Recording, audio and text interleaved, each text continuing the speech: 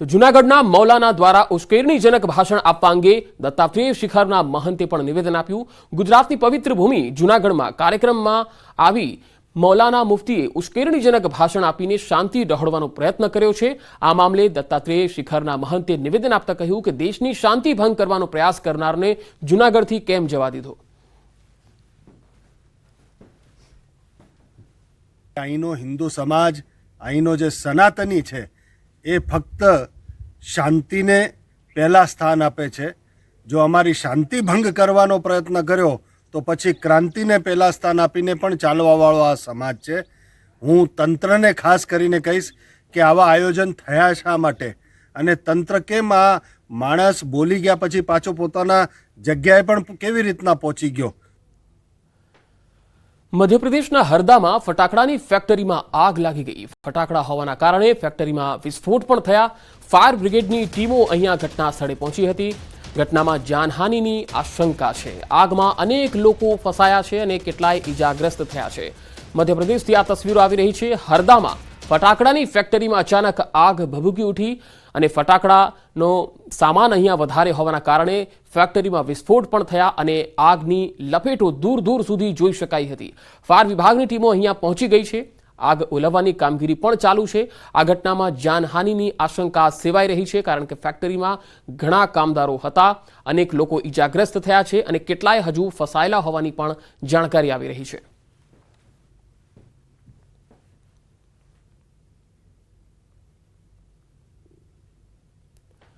જૂનાગઢમાં આરોપીને માર મારી હત્યા કરવાના ગુનામાં પીએસઆઈની ધરપકડ કરાઈ છે। શહેરના બી ડિવિઝનમાં બનાવ બન્યો હતો। ટૂર એન્ડ ટ્રાવેલ્સ એજન્સીના સંચાલકને પીએસઆઈએ પૈસા માંગીને માર માર્યો હતો। માર મારવાથી આરોપી હર્ષિલ જાદવનું મોત નીપજ્યું હતું। આરોપીએ પૈસા ન આપતા બેરહેમીથી માર માર્યો હતો। પીએસઆઈ મુકેશ મકવાણાની હત્યાના કેસમાં ધરપકડ કરાઈ। પોલીસ દ્વારા પીએસઆઈની પૂછપરછ શરૂ કરાઈ છે। હર્ષિલ જાદવે 3 લાખ નહીં આપતા માર માર્યો હતો। હત્યારા પીએસઆઈને આગામી સમયમાં કોર્ટમાં રજૂ કરાશે।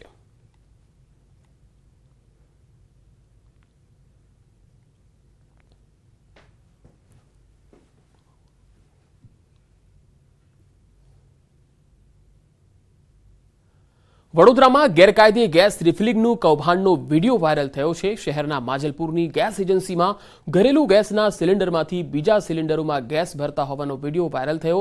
આ વાયરલ વિડીયોમાં સ્પષ્ટ જોઈ શકાય છે કે કોઈપણ જાતના ભય વગર એક સામાન્ય પાઇપથી ગેસ ભરવામાં આવે છે। મહત્વનું છે કે રહેણાંક વિસ્તારમાં આ પ્રકારના ગેસ રિફિલિંગથી મોટી દુર્ઘટના થવાનો ડર રહે છે। ગેસ એજન્સીમાં આ રીતે ગેરકાયદે ગેસ રિફિલિંગ કરાતા જિલ્લા પુરવઠા વિભાગની કામગીરી સામે સવાલ ઉઠ્યા છે।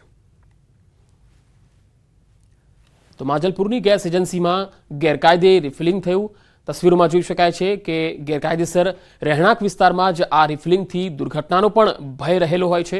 તમે જોઈ શકો છો કે આ ઘરેલું ગેસ છે અને તેમાંથી ગેરકાયદેસર રીતે પાઇપ વાટે ગેસ કાઢાઈ રહ્યો છે। રાજકોટમાં નિખિલ દોંગાના રેગ્યુલર જામીન મંજૂર થયા। ગુજસી ટોકના ગુનામાં જેલમાં હતો। ગુજરાત હાઈકોર્ટે જામીન આપ્યા છે। નિખિલ દોંગાએ અનેક ગુનાને અંજામ આપ્યો છે। યુદ્ધ એજ કલ્યાણ ગ્રુપનો ફાઉન્ડર છે નિખિલ દોંગા। તેના રેગ્યુલર જામીન મંજૂર થયા છે। ગુજસી ટોકના ગુનામાં તે જેલમાં કેદ હતો। ગુજરાત હાઈકોર્ટે તેને જામીન આપ્યા છે।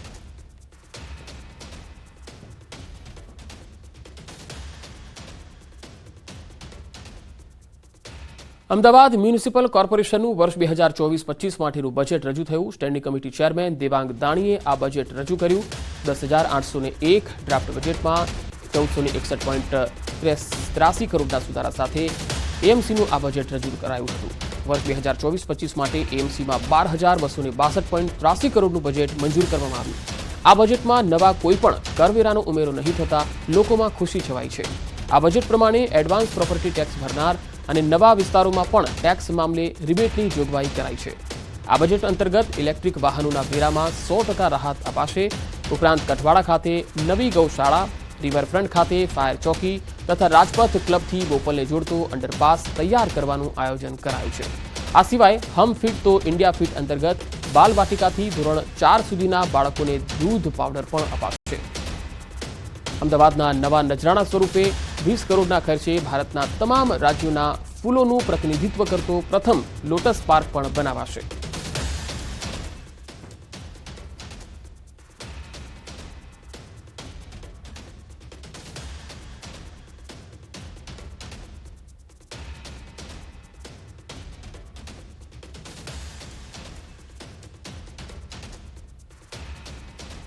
તો 20 કરોડના ખર્ચે લોટસ પાર્ક બનાવવાની પણ બજેટમાં જોગવાઈ કરાઈ છે. કે ભાઈ ઇલેક્ટ્રિક વાહનો તદુપરાંત આપણે વાત કરીએ કે સિટીની અંદર ક્લીન એર સેન્સર લગાવવામાં આવશે. મહાનગરની અંદર જે જુદા જુદા હેરિટેજ ગેટ આવેલા છે એ આ હેરિટેજ ગેટનું બ્યુટિફિકેશન તદુપરાંત તેને લાઇટિંગ સાથે શણગારવામાં આવશે. તંદુરસ્ત અમદાવાદનું નિર્માણ સમગ્ર અમદાવાદને કેમેરાની અંદર આવરી લેવામાં આવશે. હાલમાં કાંકરિયા છે, વસ્ત્રાપુર ખાતે છે, પ્રહલાદનગર ખાતે છે, એવા જ એમ્યુઝમેન્ટ પાર્ક પૂર્વના પટ્ટાની અંદર, ઉત્તરના પટ્ટાની અંદર, દક્ષિણના પટ્ટાની અંદર આગામી સમયગાળા દરમિયાન એમ્યુઝમેન્ટ પાર્કનું પણ આયોજન કરવાનું બજેટની અંદર જોગવાઈ કરવામાં આવી છે. कहीं ना कहीं भारतीय जनता पार्टी के राज में अहमदाबाद म्युनिसिपल कॉरपोरेशन की तिजोरी खाली हो चुकी है. 31 मार्च 2023 तक 2024 तक 957 करोड़ रुपए का देवा अहमदाबाद म्युनिसिपल कॉरपोरेशन पर है. कहीं ना कहीं कांग्रेस पार्टी मानती है कि ये बजट कहीं ना कहीं भारतीय जनता पार्टी के लिए 10 में से सिर्फ 1 मार्क कांग्रेस पार्टी देती है और कहीं ना कहीं ये बजट भी हर तरीके की तरह से जुमलेबाज बजट है. कांग्रेस पार्टी का ये मानना है. દ્વારકાના ખંભાળિયા તાલુકાના ધરમપુર ગામે અનધિકૃત બાંધકામો પર તંત્રએ કાર્યવાહી કરી. ધરમપુર ગામે આવેલ ગેરકાયદેસર બાંધકામો તોડી પાડવામાં આવ્યા. ગ્રામ પંચાયત દ્વારા નોટિસ પાઠવ્યા બાદ ડેમોલિશનની કાર્યવાહી હાથ ધરાઈ હતી. ધરમપુર ગામે આવેલ રસ્તો પહોળો કરવાના મામલે પોલીસનો બંદોબસ્ત સાથે દબાણ હટાવવાની કામગીરી હાથ ધરાઈ હતી. 3 દિવસમાં 70થી વધુ રહેણાંક મકાન તેમજ કોમર્શિયલ બાંધકામો પર તંત્રએ બુલડોઝર ફેરવી કામગીરી કરી હતી.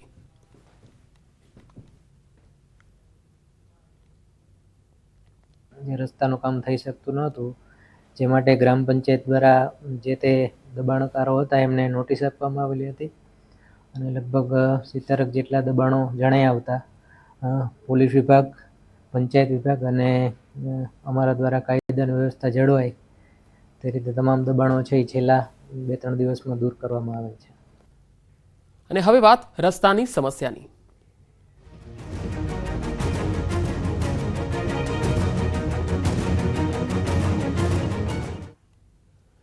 તાપી જિલ્લાનું નેશનલ હાઈવે 53 પર હાલ ખાડા રાજ જોવા મળી રહ્યું છે. નેશનલ હાઈવે પર મસમોટા ખાડા પડી જતા તંત્ર દ્વારા માત્ર થીંગડા મારીને જ સંતોષ માનવામાં આવી રહ્યો છે.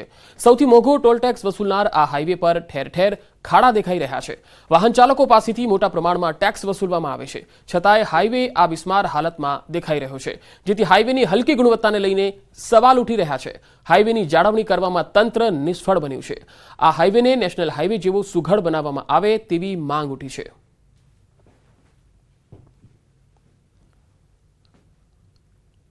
ટોલ ટેક્સ વધુ લેતા હોવાથી રસ્તા બી સારા હોવા જોઈએ એવું અમારે માનવું છે. કેમ કે રસ્તાનો સારા હોય તો પછી રાત્રે ચલાવતા ગાડી અમને અકસ્માતનો ભય સતાવે છે. તો રસ્તાઓ પર ચોમાસામાં પડેલા ખાડાઓને એમાં પણ પેવર બ્લોકથી ખાડાઓ પૂરવામાં આવ્યા છે, એના કારણે ઘણીવાર અકસ્માત થાય છે. તાપી જિલ્લામાંથી પસાર થતા નેશનલ હાઈવે પર અનેક જગ્યાએ ખાડાઓ પડતા તંત્ર દ્વારા માત્ર થીંગડા મારીને જ આ હાઈવે ચલાવવામાં આવી રહ્યો છે. દ્રશ્યમાં જોઈ શકો છો કે આ નેશનલ હાઈવે 53 છે, જેમાં તંત્ર દ્વારા જે ખાડા પડતા માત્ર બ્લોક પાથરીને સંતોષ માનવામાં આવી રહ્યો છે. કહેવાય છે કે આ હાઈવે પર જે ટોલ નાકું છે, માંડલ ટોલ નાકું, જે ગુજરાતનું સૌથી મોંઘું ટોલ નાકું કહેવાય છે, અને છતાં પણ આ તંત્ર દ્વારા હાઈવે પર જે મોંઘું ટોલ નાકું વસૂલવામાં આવે છે, તેમ છતાં પણ આ હાઈવેની બિસ્માર હાલત દ્રશ્યમાં જોઈ શકાય છે. ખાસ કરીને આ મોંઘામાં મોંઘું ટોલ નાકું હોવા છતાં પણ આ હાઈવેનું સમારકામ યોગ્ય રીતે થતું ન હોય તેવું દેખાઈ રહ્યું છે. ત્યારે આ હાઈવે ખાસ કરીને જે નેશનલ હાઈવે 53 તરીકે ઓળખાય છે, પરંતુ નેશનલ હાઈવે જેવી સ્થિતિ આ હાઈવેની હાલ તો દેખાઈ રહી નથી અને નેશનલ હાઈવેની ઓળખ આ રસ્તો ગુમાવી રહ્યો છે તેવું દ્રશ્યમાં જોઈ શકાય છે. હેમંત ગામિત, ન્યૂઝ 18 ગુજરાતી, તાપી.